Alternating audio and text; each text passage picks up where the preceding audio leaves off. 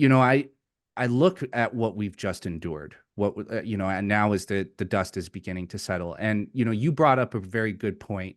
I think maybe about a year ago, but in that, if they were actually interested in treating this illness, they did the opposite of everything that they should have done.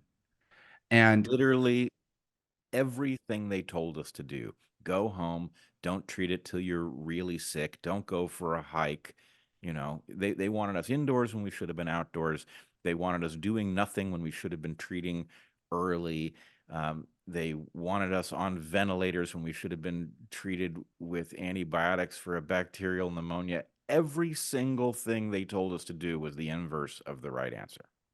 yeah, and so I mean, for myself, I think about stuff like that, and I think, well, what was the goal then? Was the goal to get us to a vaccine? And if the goal was to get us to a vaccine, then their plan, knowing what they knew in their trial data, was extremely short-sighted. I mean, there's an obvious profit motive there, but they had to have known that eventually people were going to start dying. They had to have known that eventually people were going to get injured. And how were they going to mitigate whatever bad publicity or press came out of that? And look, at the end of the day, the truth is that they control most of the mainstream media.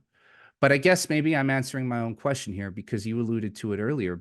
They did not factor in the independent voices. They did not factor in the Bret Weinsteins and the Pierre Corys of the world, the guys who were willing to stand up and throw it all on the line. And so I guess, was that the monkey wrench in the plan? It was. And I think the reason that they didn't anticipate it is also, I would say, fairly clear and pretty interesting, which is we have a hard time. Let me step back a second.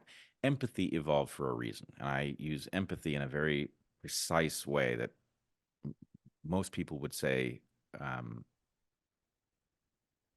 sympathy and empathy are terms that have a vague relationship to each other. I like to define them very precisely in the following way. Empathy is the ability to understand what somebody else is going to do by running the data of their situation through your own computer and figuring out what you would do in their shoes.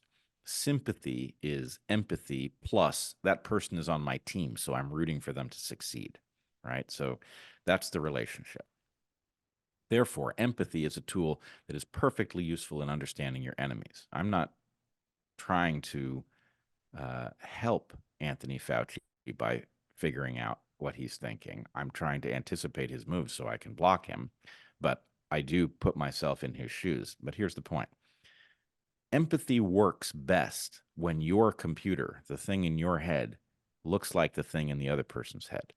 The more different that other person is from you, the less you will correctly anticipate their reaction to things. So if somebody is a psychopath and you're not, you have a hard time understanding what they're going to do next because you don't understand. They have a kind of liberty you don't. They can do things that would, make it impossible for you to live with yourself, and it doesn't phase them. So you don't properly anticipate it. Now, here's the thing.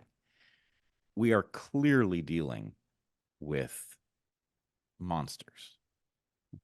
And I don't mean monsters who are intentionally doing harm, but as I said before, we are dealing with monsters who are unfazed by the suffering that they cause in other people's homes. They don't care that your child may die in your arms and you may be broken forever over it. It does not cause them to lift their spoon in their breakfast cereal just one iota slower, right? It's just not a thing to them.